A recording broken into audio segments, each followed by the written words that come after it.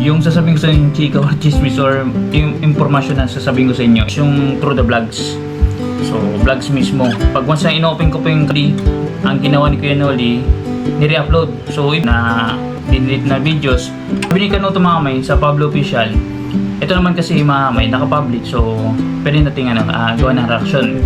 Yan mga may, dito ako ngayon sa palengke at dapat pupunta ko si Tito Pogs dito sa Motor World. Kaso lang wala, nagda-drive. Meron din akong bibili mga may, yung butane. Tapos yung asawa ni Tito Pogs na nakita ko. Kasi nung nakaraan, mga may, dito, na hospital. Inumusta ko kasi gawa nung na HB na daw. Uy, parang shipper tayo bibili akong butane dito. Let's go mga may. Dito sa dry market na, wet and dry market.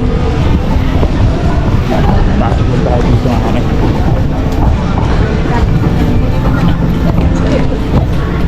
Mga may bibilta ng butani. Yan bitin. Pwedeng ito, mura tayo ito.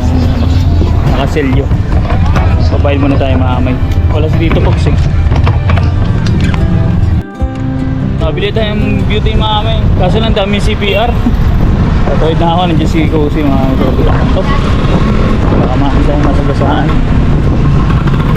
Alright.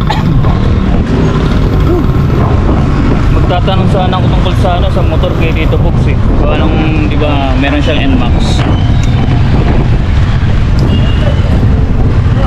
Hindi ko alam kung saan niya binili. Nakalimutan ko eh. Alam ko, binag na yun eh. Sakit ng katawan ko mga may. Grabe.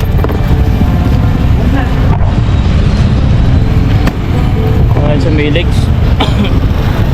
Siguro na nadali ako kahapon kasi di ba nagbiyaya ko ng Kabinti. Ang problema na ulanan. Tapos siyempre uminom ako ng malamig-lamig. Parang inuubo ako eh. Inuubo ako. Magkano sana ako mamay, yung parang magkakanto sana ako ng motor para i-check natin kung magkano yung yung down payment monthly. Doon sumikanto sana sa motor lancia. Nakita ko kanina. Ang daming mga motor shop sa amin, Elera. Sa meron New Neymar tsaka yung sa Yamaha mismo yung desk marketing. So, ikutan ko yung mga may pag-once na magkaroon tayo hindi tayo mahiya. Mabay tayo ko kuya yan. Balik parker yan eh. Dito. Kilala natin yan mamay. Mamay. Nagkamadali ako. Tingnan nyo yung kaulapan. Ulan na naman. Kanina naambon na eh. Siguro kung bukas na lang ako dadaan sa mga motor shop. At dadaan ako sa motor lancia. Kaso lang traffic din. Nasa kanto yun eh. So hindi Tito Pogs wala. Busy. Nagda-drive daw. At nabanggit niya ng asawa ni Tito Pogs na sasama pala si Tito Pogs sa December 13. So may kasama na ako. Dapat ang plano namin may isa na kaming sasakyan kaya team kaso lang para medyo convenient para sa lahat. Magdadala daw ng sasakyan si Tito Pogs. So magda-dry test ng o dry run na yung sasakyan niya. So yun gagamitin namin yung kotse ni Tito Pogs. So tsaka sana may wala na siya verbena eh, nagano daw eh. Umalit siya daw eh, kaso lang ayun saka sabi ko sa inyo sakit ng katawan. Simula dito sa may bewang pababa. Lang tayo, tiis ganda. Saka meron pala tayong pag-uusapan mamaya pagdating siguro sa bahay. Nag-order lang ako ng ito. May talagang sulit ang dito. French fries, shawarma na French fries saka burger fries ang ko ang in-order. Yan, grabe yung serving yan. Ang dami. Lang, 55 pesos saka 60. Oh, wala. Paano na lang po yung cheese? Padami. Yan, sarap niyan.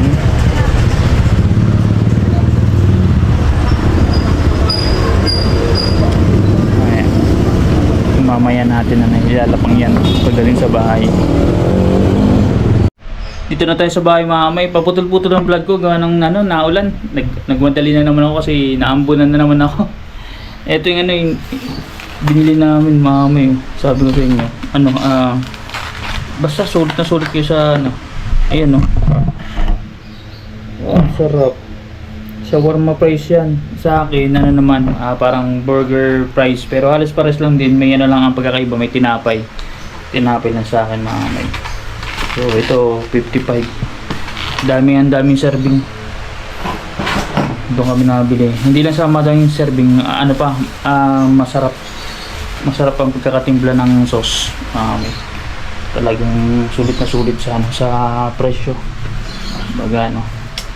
Kaso lang ano, medyo matagal lang nga lang ang serving time mga kamay kasi siyempre solo plate si kuya tapos yung assistant niya daw lasing lasing mga kamay. Kaya dami nabili dun, laging ano yun mga kamay, laging sold out yun, for sure. Marami ulit ngayon? Oo, kanina, binalikan ko na lang eh. Buti, hindi nakalimutan. Alin? Hindi, nakalimutan nga iyo, yung ano mo, yung price. shawarma price. Eh, yung naalala niya, yung price work. Hindi, marami siya niluto kasi madami nga na-order. Ang dami na-order mga kamay. Hindi siya magkanda ugaga, solo plate lang siya. Yung assistant niya, lasing eh.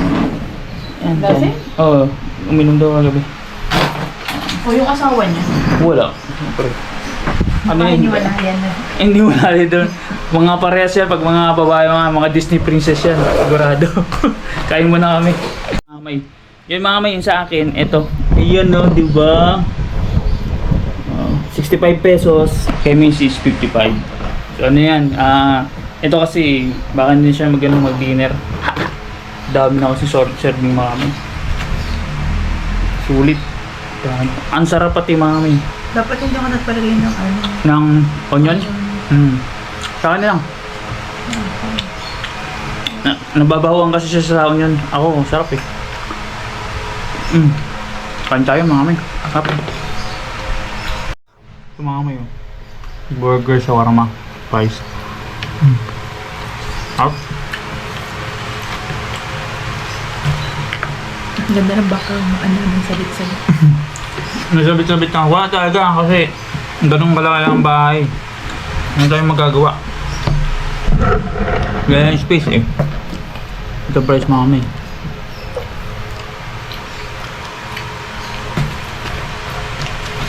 So nabanggit ko nakaraan mga kamay, di ba ano? Open na yung ano, yung night market. Siguro mga 3 days na, no? 3 days na ba yun? 4 days. May binibilang kami doon na masarap ang ano, yung ano yun? Sweet corn ba yun? Masarap siya mga kamay. Kagabi nga. Ha? Sarado lang kagabi. Tsaka nag-ano sila, nagpalit ng pesto eh. Naglumipat pa. Babalikan namin baka bukas na. Masarap may chili ha. Yup.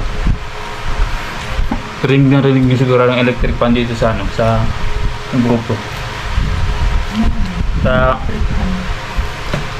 di ba napanood ko yung bagong DJI action cam ni ano, Action 5 ni Japper galing kay Kuya Noli. Wow.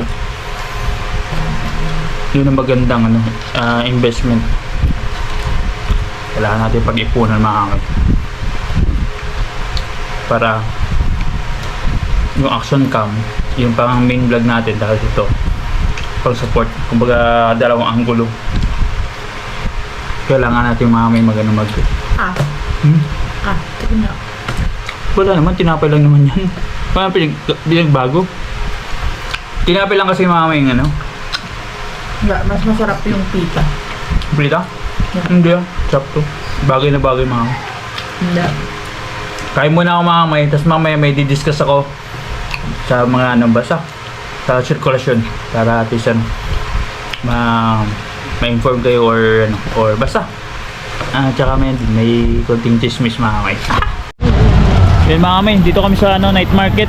Tingnan nyo, grabe, malakas ang ulan kaya hindi ako makapag-vlog sa ano eh, sa malayuan eh. Pampira, hindi ko lang kung dito pa sa Verbena pero sabi nila wala daw. Sino yun? Yung bagyo, Verbena pangalan eh. Dito night market. Actually ano yan, 4 days na tong ano. Uy, itas po, hindi ko nakikita yan. Basa ako. Ayan, may CPR mga kamay. Ayan, basa. Dugtong lang to sa ating ano, vlog. Bara-bara ang vlog natin. Sweet corn. Sweet corn ba? Doon sa taas. At saka Ito, taas. Uy, CPR. Yung mga kamay, dito, ito yung sinasabi sa inyo, yung sweet corn, cheesy overload. Masarap. Isa nga po. Uy, dalawa. Dalawa ba? O sige, tigisa tayo. Isa kami. Abot pa. Wala kahapon si ate. Hanap namin. Ba't kayo lumipat, ate? Okay. Dito kami sa taas ng park. Ulan.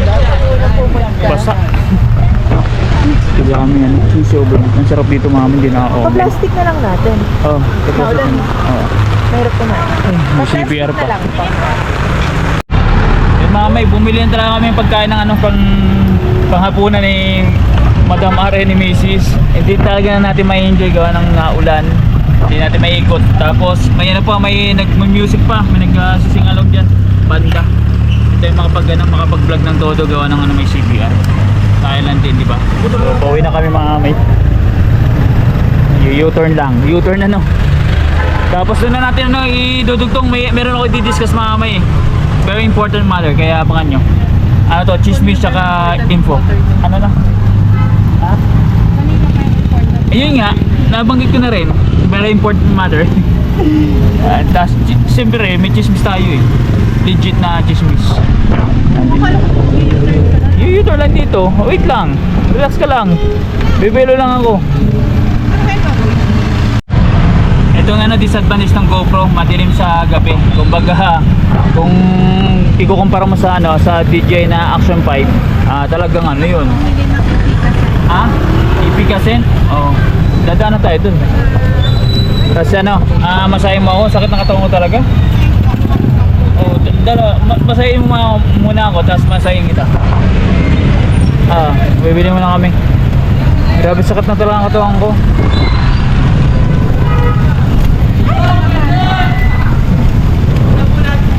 Ay. Inuubo na pati ako mami. Dito magche-check tayo diyan ng motor, sa motor lang diyan. Diyan pala kumuha ng motor si Tito Fox. Sabi sa akin. Di ba pumunta ako ng palengke kanina? Wala siya. Busy. Let's go na mamay. Doon na lang sa bahay. So yung mga may, let's continue. At yung sasabihin ko sa inyo, chika or chismis or yung informasyon na sasabihin ko sa inyo, ito, isa. Meron ako nakita nag-comment dun sa parang isa sa mga vlog ko na parang may problema daw sa views ni Kanuto. So sasagutin ko dito, tapos baka may mga viewers dyan na syempre na nag-aantay sa paano natin ginagawa. So regarding sa views po ni Kanuto, tapos lahat dito sa Team Tulay tsaka yung mga previews, halos wala pong nagiging problema. So kung meron man mga adjustment, is si YT po may gawa nun, hindi po tayo. So kumbaga ang reference ko mamay is yung Through the Vlogs. So vlogs mismo, pag once na inopen ko po yung kada vlog ng isang content creator doon, kung ano pong lumabas na number, yun pong natin i-record natin maamay. So ang instruction sa akin ni Japper maamay is pure vlogs, long form maamay. Bawal, hindi po kasali ng short videos or live stream. Pure vlogs na long form. Yun po ang binibilang po natin. So until now, wala po nang problema sa mga sa mga Team Tulay. Tapos yung mga previous lang siguro maamay, kasi yung iba is nababawasan views. Pero normal lang po yun. Once kasi maamay in-audit ng YT na hindi siya legit na views, talagang binabawas. So kaya nagkaroon ng ng parang siya experience kinakagrasa na nagbawas ang views Alamid Striker. So isa yun sa mga nabawasan sa mga kamay. Pero normal lang po yun. Pati nga revenue na nababawasan din. Kasi alam nila na ang data sa YT is puro estimated. So yun po klaro. Tsaka meron nagpunta sa sa premiere ko. Hindi ko nakita mamay, pero sinabi niya doon, siguro supporter ni Kanuto or hindi ko alam, basta viewer na nagtanong sa akin kung paano ko daw kinakount ang views, kasi meron siya nakita doon na parang nag-upload si Kuya Noli. Ang ginawa ni Kuya Noli, nire-upload. So ibig sabihin, yung original na video dinilit, tapos nagre-upload siya ng panibagong video. So paano ko daw yun masasala? So ganito po ang mga senaryo mga amay. Pag once na uploaded na po ang video, let's say for example kay Kuya Noli, na-upload niya na, tapos na-count ko, Na-count ko na siya mamay. Tapos naipasa ko na po kay Japper. So, ibig sabihin, yun na po yung final for that day. Ngayon, the next day, once na dinilit po ni Kuya Noli, dinilit niya, tapos nag-re-upload siya ng panibagong vlog. So, kahalili nun, kapalit nun na dinilit na videos. Pag ni-recount ko po yun mamay, mawawala na po yung visa nung video na dinilit niya. Hindi na po siya kasama sa accounting ko sa views. Kasi wala na nga po wala na i-count. Tapos yung naka-record po dun, naka-tabulate po na views before niya dinilit, may mawawala din po yun. Kasi iniisa-isa ko pong ang video. So yung current yung mga na re-uploaded, yun na po yung mga capture ko na views ni Kuya Noli. Wala na po yun, hindi na po naka-add yun. Plus, ang baka inisip niya mamay, yung deleted, naka-add pa, plus yung re-upload, hindi po yun mamay. So once deleted, kung merong si Kuya Noli ng 120 vlogs, tapos dinilit niyang isa, naging 119.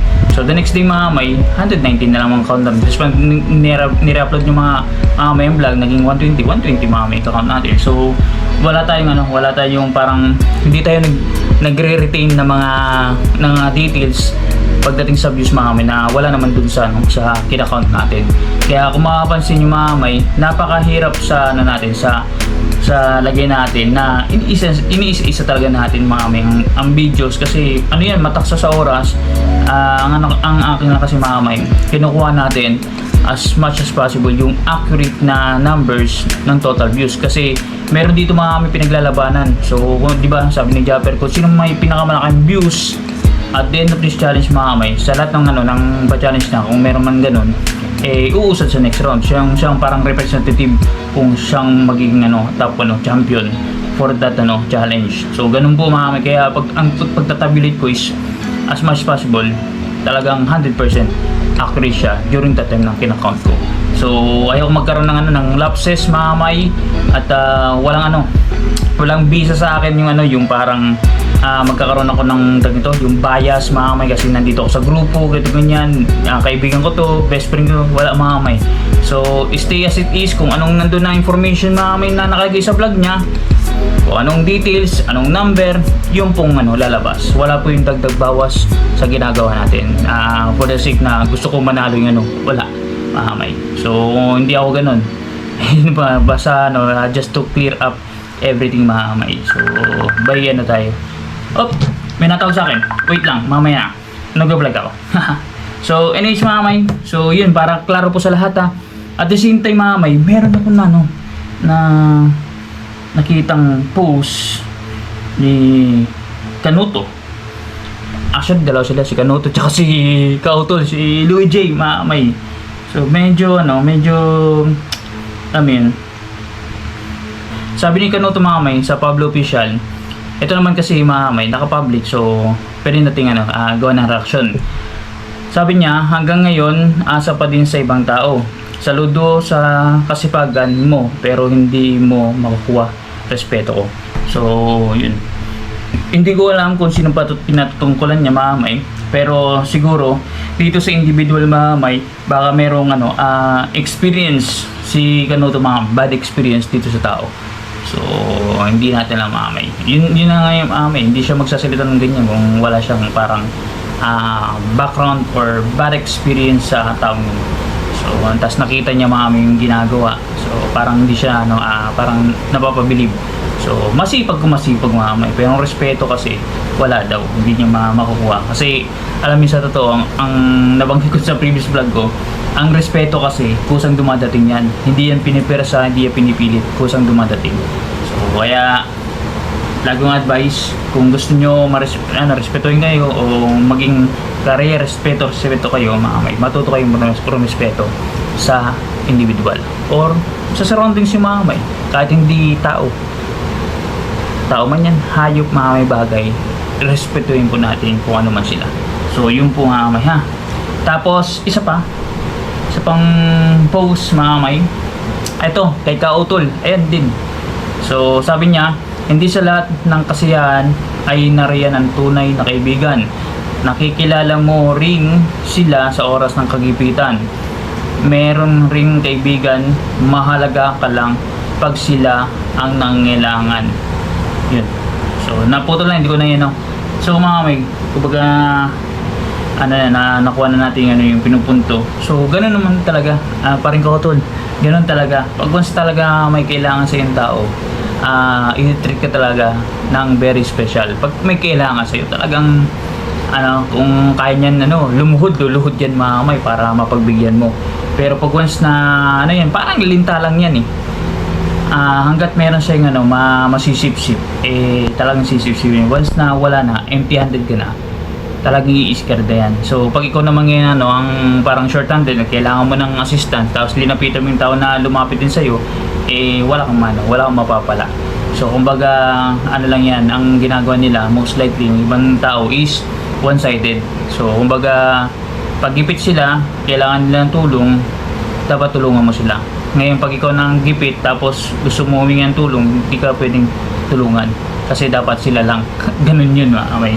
So hindi kasi nasusukat mga kamay yung pagsama, yung pagkakaibigan sa kung kumbaga sa time na meron ka lang. So pag sa kagipitan mga kamay, yung parang dadamayan ka lang na parang kahit na wala siya, basta nandun ka lang, yung parang moral support, okay na yun mga kamay. So mapifeel na yun ng tao na binibigyan mo siya ng importansya.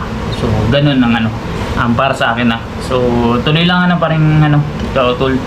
Kasi siguro nandito ako. Ayan, sa team ko pa namin, team ko muna to. Anytime. So just one call away and one chat away. Wala kang problema sa akin mga kamay. Kasi kayo naging maayos, mabuti, at naging respeto sa akin. So yun, as para sa inyo. So yun, anyways mga kamay, regarding nga pala mga kamay sa kasi sahod time, lalo na dun sa Team Subasco. So i-clear up ko lang may yung pagpasok ng pag-credit ng sahod sa bangko.